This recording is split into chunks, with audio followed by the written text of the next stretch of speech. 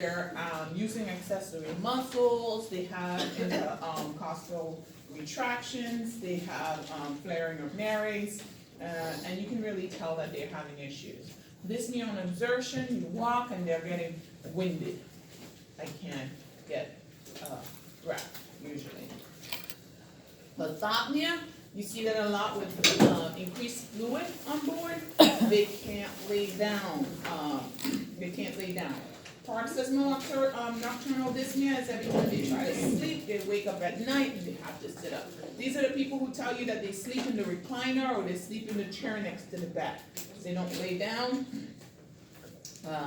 They try to sleep at night and they tell you that they have to get up and they have to stand up because they get so winded. They feel like they're choking, they feel like they can't cough.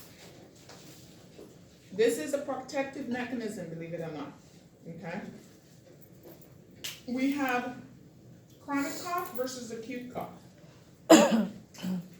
Sorry. I ate too fast.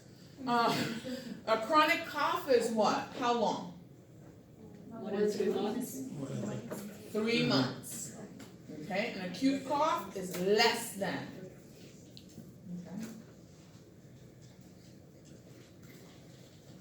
Okay? Abnormal sputum. If the sputum is rusty, that's a problem. If the sputum is bloody, that's a problem. If the sputum looks like milk or churd, it's a problem. Okay? I know. But you have to look at consistency. You have to look at color. You have to look at smell. Yeah, you have to. I was just going to say you have to look at smell, but you have to be able to tell. Does it smell?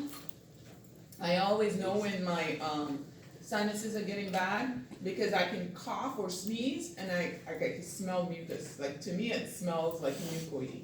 And it's like, oh, this is not a good smell. Okay. Hemoptysis, coughing up blood. Eupnea, which is normal breathing. Apnea is absence of breathing. Abnormal respiratory patterns. When do you see Kussmaul respirations? Ketoacidosis. And why do you think that they breathe faster and have pull large tidal volumes? Acidosis. Okay? Huh? That's CO2 build up. That's acidosis, that drop in pH. It's the chemocenters in the brain saying, hey, what are you doing? Breathe. Okay? Labored breathing. When someone's labored breathing, they have an increased work of breathing. Their muscles are working, everything's working. We're trying to pull air in. Okay? Restricted breathing, if you have a poor compliance, lung compliance, or if you have a chest wall that is like stiff and not moving, you can have restricted breathing, okay? Or breathing pattern. Chain stroke respirations, we tell you again, it is alternate breathing, rapid breathing with like apnea kind of breathing, and it's initiated by the brainstem. Usually if you see somebody chain stroke respiration, that tells you that something is pressing on the medulla. Either something is pressing on the medulla or they have some ischemia in the medulla or something is going on. So you know that the respiratory center in the brain is being compromised. Okay? Hypoventilation versus hyperventilation. We know when we're hypoventilating, we are not exchanging gases appropriately. Hypoventilation usually means that we're not blowing off CO2, and we usually have an elevation in CO2. Hyperventilating is when we're basically going really fast and we're actually blowing off too much CO2, okay? The person who has hyperventilating is usually your panic person, your anxiety person, without any other pathology. They can be that. Usually you give them a paper bag and say, breathe back your CO2 and enjoy it and sit down, okay? Those are your Xanax needing people. Okay? Cyanosis, bluish discoloration of the skin, okay? Cyanosis is never a good thing in an adult. It is never, ever, ever a good thing in an adult, okay? You can see that they can have kids that will turn a little blue and they will come back to you. Adults, when they turn a little blue, they end up turning black and they don't come back. Okay? So, if your patient is turning blue, that's a problem. Okay? You need to take care of that like stuff. Okay? Because the likelihood of them coming back to you is very, very, very low. Okay? So, how much grams of hemoglobin has to be?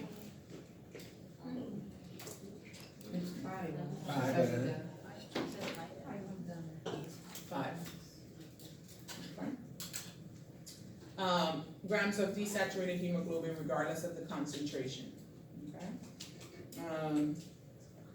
Peripheral cyanosis, poor circulation. Okay. Central cyanosis. Partial pressure of oxygen is usually low. Mucosa changes, lip changes, you'll see in your patients. Clubbing is usually a sign of pulmonary disease and prolonged deoxygenated state. People with severe clubbing usually have congenital heart disease. Okay? And these are people who live with shunting of blood from one side of their heart to the other. I had a patient with dextrocardia once, and she had fingers, like, honestly, they were so round, and blue at the tips. I was like, how is this lady surviving? And what perplexed me, and I know this is gonna sound horrible, is that she had a husband. Not that she should be single. Not that I'm saying that. You should have noticed. But, no, that's not even it. She had dextrocardia. Her fingers were so clubbed that it looked like she was like that most of her life. Tell me, how in God's name? She got a husband. She got a husband. What does he do with her? No, I see. What do you find in her? Not even that. I mean, you can find them to be really nice and you can be a companion. Yeah, but that's. But how do you even, you can't even, What? you cannot have intercourse. Oh. She would pass out at the first stroke. Like, come on. You're right. I'm sitting there going, and I'm doing this consult. Unbelievable. And all I'm thinking is like, I'm like, there must be some secondary game. The guy was upset, so it was great, eh? I don't know, it must be something. Because I can tell you that this man has not enjoyed a good night of anything with this little lady. Get her hands. Oh, it's so good. That was great, eh? Her hands No. and how violent. 911. She had such bad clubbing that it was just like, Like all her life, all her life. yeah, she had dextrocardia. Her heart was on the other side. Oh. Right? So, I was like, I was so perplexed. All I did is kept looking. I was like, how? Like, what does he do? And she was like this big. So you know she doesn't metabolize any, like she highly metabolizes food because, I don't know. All I know is that was the first thought that came into my head. It was bad on my part, but that was the first thought. And if you saw her, you'd probably ask the same thing because I know she was like that for the majority of her life because dextrocardia does not happen.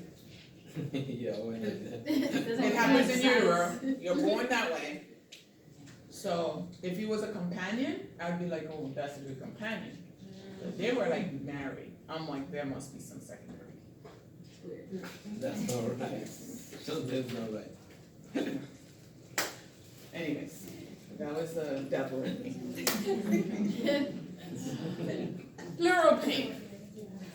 I breathe and it goes, ugh, stabbing, sharp pain with inspiration.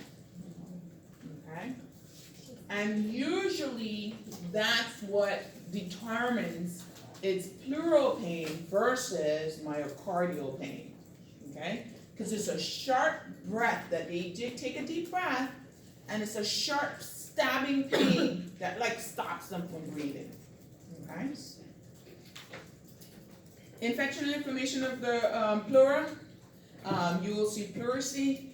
Pericardial friction rub is usually this leathery sound that happens. When do you have a friction rub? What disease process? Pericarditis. When do you have pericarditis? Inflammation, pericardium. Okay? And they have a very distinct pleural kind of pain. They take a deep breath and it stabs them. And usually people with pleural pain, if they lay back, it's worse. So usually when you have a patient who's having pleural pain, they're usually sitting up in this kind of like tripod kind of position, because that's the only way they can remove the chest wall from the pleura. So it's not touching up against it, and they're not getting that horrible pain. But usually you see them and they're not laying back, because if they lay back, they'll have this sharp stabbing pain. So they'll sit up. That's why you see your pericarditis patients, they're always sitting up, because if they lay back, they have that pleural pain. Okay?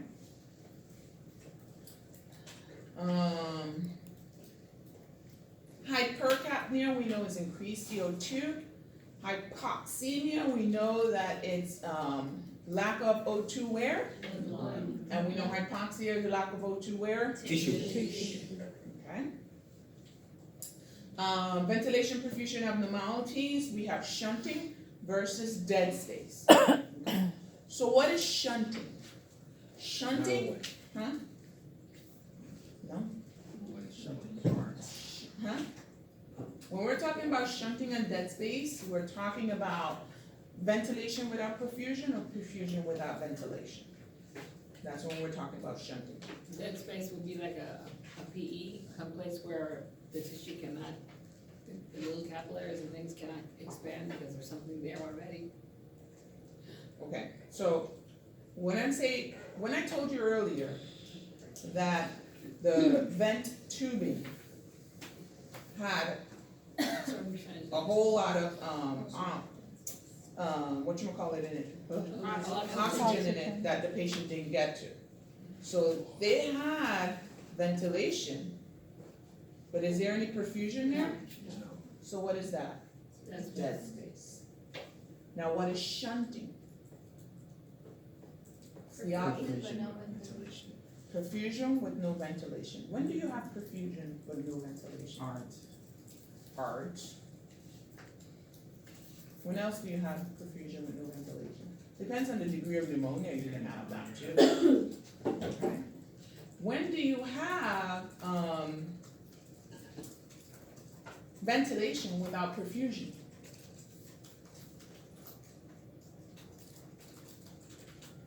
in constricted lung disease. No, you just told me. Pulmonary embolism. Paramus. But your explanation of it was a little off. So you have PE.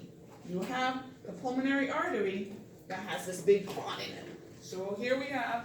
Why did you take the eraser away? Because I was using it. It fell on the Oh, floor. there we go.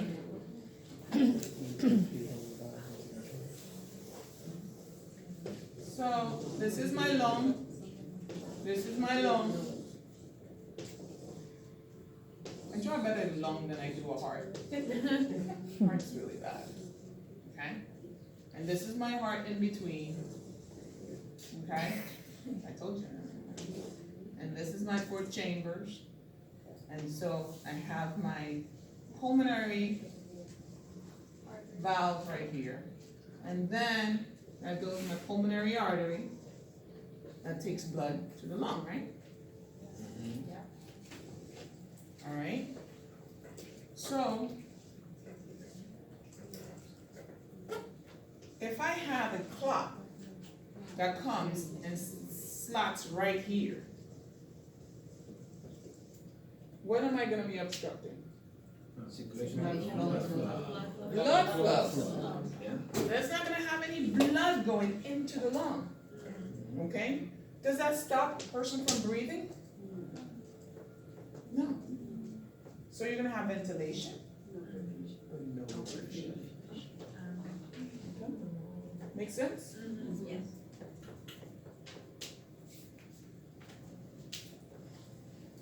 Here we go. When they're looking at a VQ scan, this is what they're looking for. Okay? So when you're looking at a VQ scan, you're going, do we have a perfusion mismatch? Okay? Do we have oxygenation but no perfusion? Or do we have perfusion without oxygenation? That's what a VQ scan looks at. Okay? And that's why we use them to check for pulmonary embolism. Because we're looking for things like this. So a normal VQ, we have normal amount of oxygenation and normal amount of perfusion. Okay? So we have good ventilation and good perfusion. Okay? Then here we may have impaired ventilation, but we have perfusion. Okay? Or here we can have where we have the artery blocked, or we have a vessel blocked, where we can't get any perfusion in. Okay? Or opposite, I'm saying it wrong. Here we have blocked ventilation, okay, but we still have perfusion. Okay? Or in here we have impaired perfusion, but we still have ventilation. Okay? So,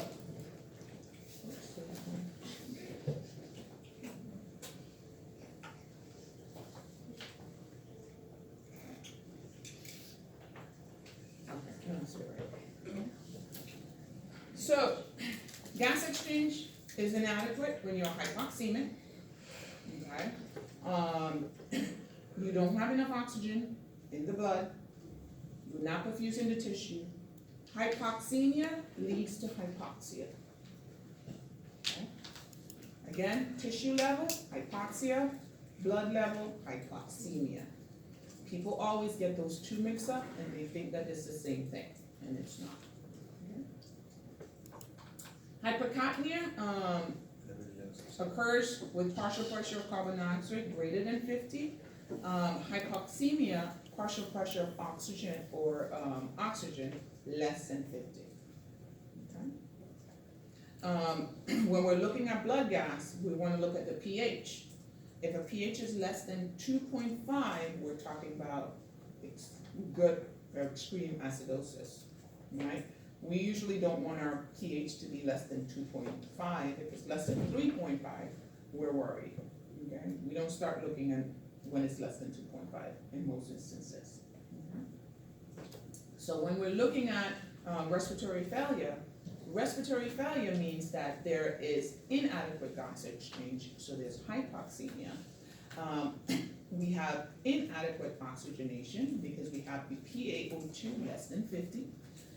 We have inadequate gas exchange, so we have hypercapnia with a PaCO2 of greater than 50, okay? And we have a pH which is less than 2.5. Okay?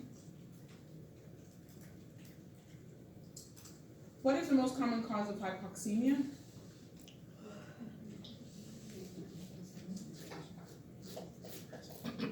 What does low altitude do to your blood oxygen level? Lower.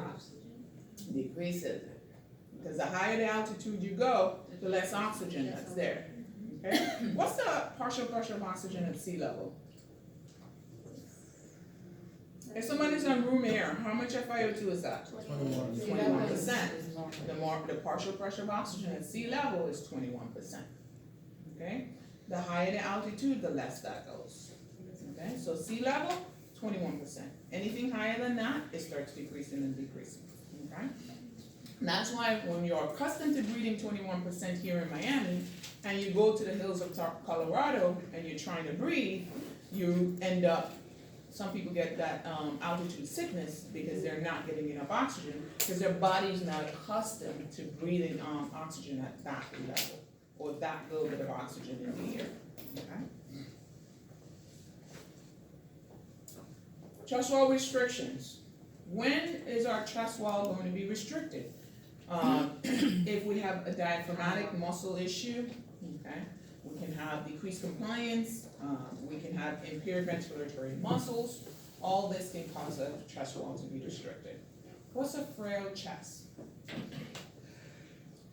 If someone's in a car accident and they break their ribs in multiple places, usually what happens when they take a deep breath, it looks kind of weird because you'll see the chest expand, and you'll see like it moves in different positions because the rib cage usually keeps it nice and together, and you'll see it like move in different places, and when they take a deep breath you'll see it pull in. So instability of the chest wall from rib or sternal fractures. Okay. Frail chest, this is what it looks like. So I take a deep breath, it pulls in, blow out, and goes out. Pneumothorax. We said that we have the parietal pleura and the visceral pleura. And between that, we have a pleural space. If you have a pneumothorax, you either rupture the parietal pleura or the visceral pleura. Any of those can be disrupted for if you have a pneumothorax, okay? You can have spontaneous pneumothorax, and those are usually young people. They have these blebs that rupture. They're saying that there's possibly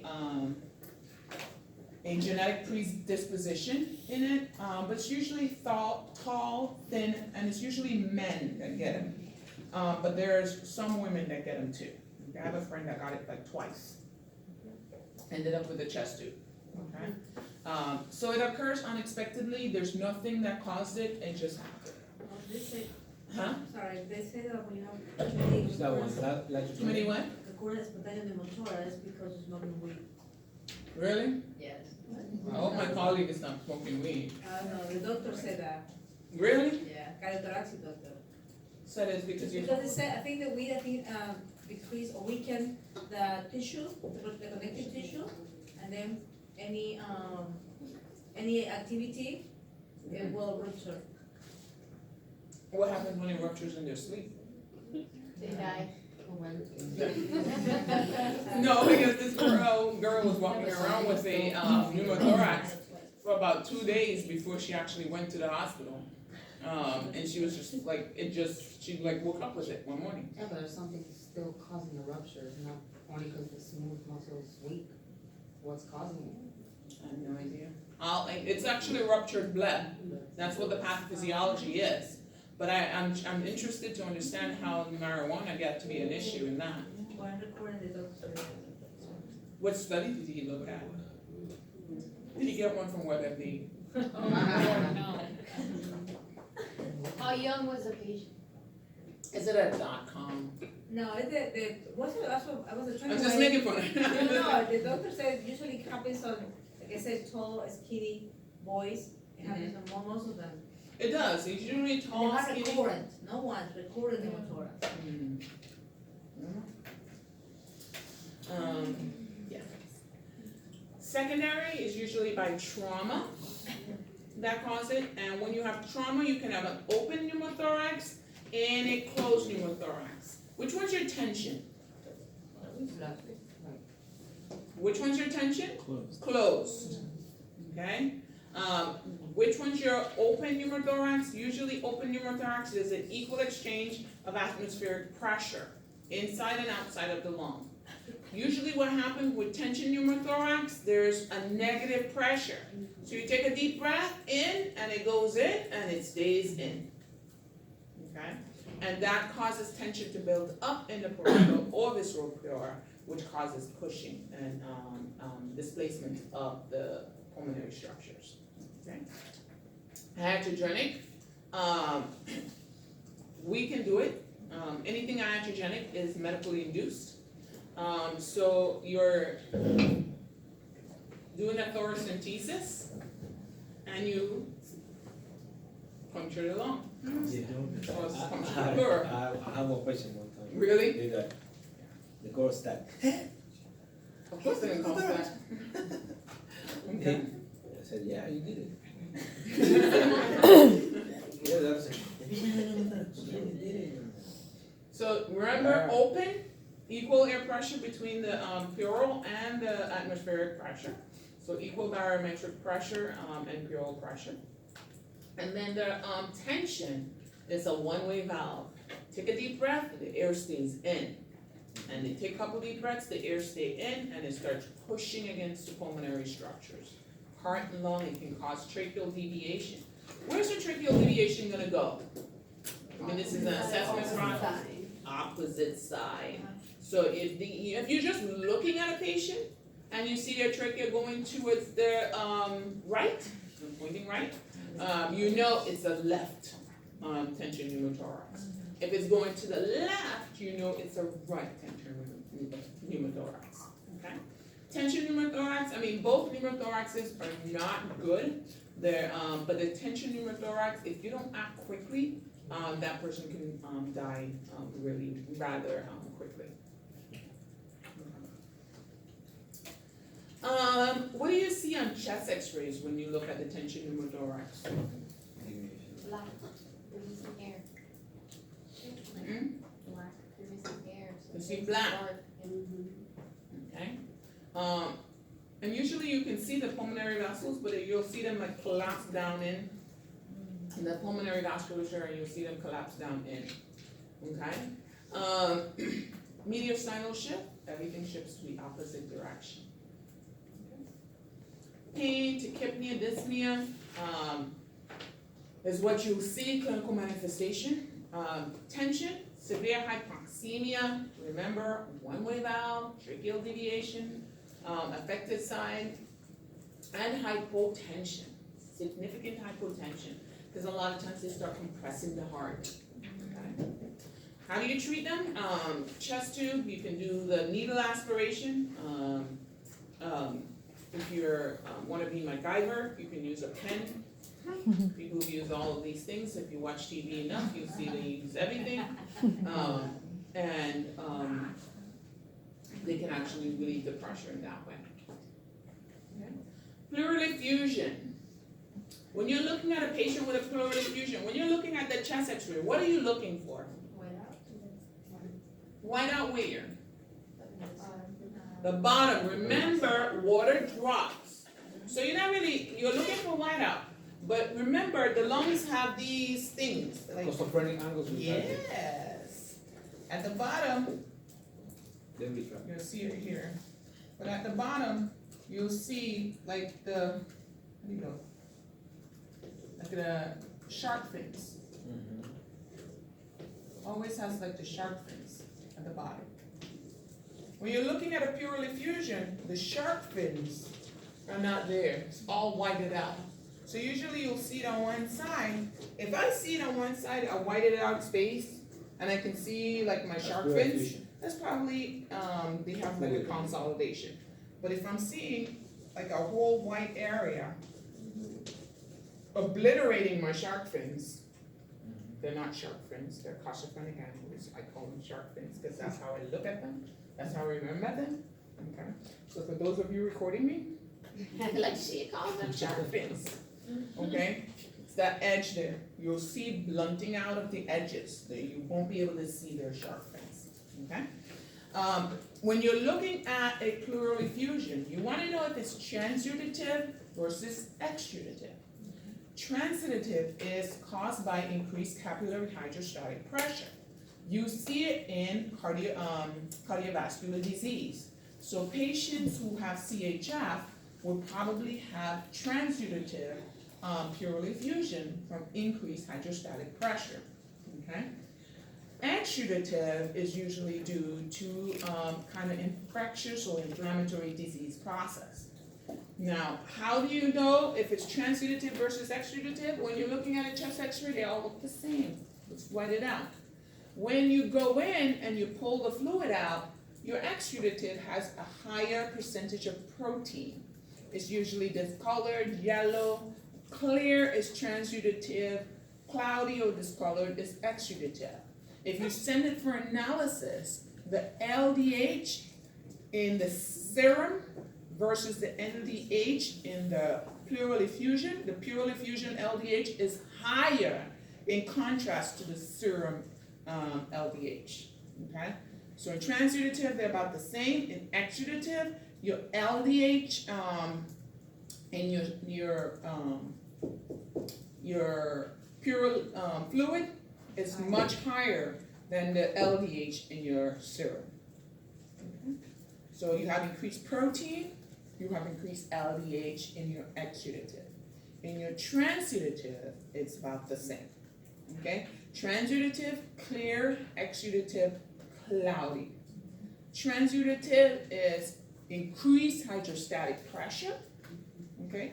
Exudative is usually infectious, coming from things like pneumonia, things like pericarditis, a really bad one, those kind of things. Okay?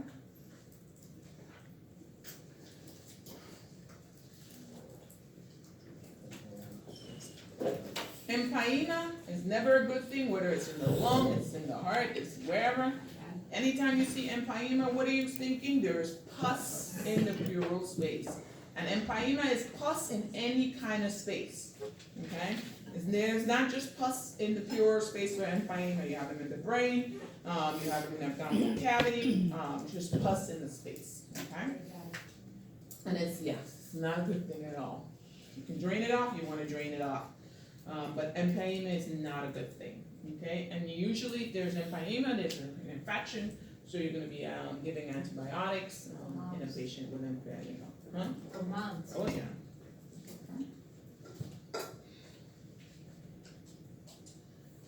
Aspiration. Usually, if you have a patient who's aspirated, they're choking on something. But if it goes into the lung, which lung usually gets Right. right? And which part do you usually see it on chest x-ray? The right middle lobe, okay? Because remember your right mainstem bronchus, what's wrong with my words today? Your right mainstem bronchus is nice and straight, okay?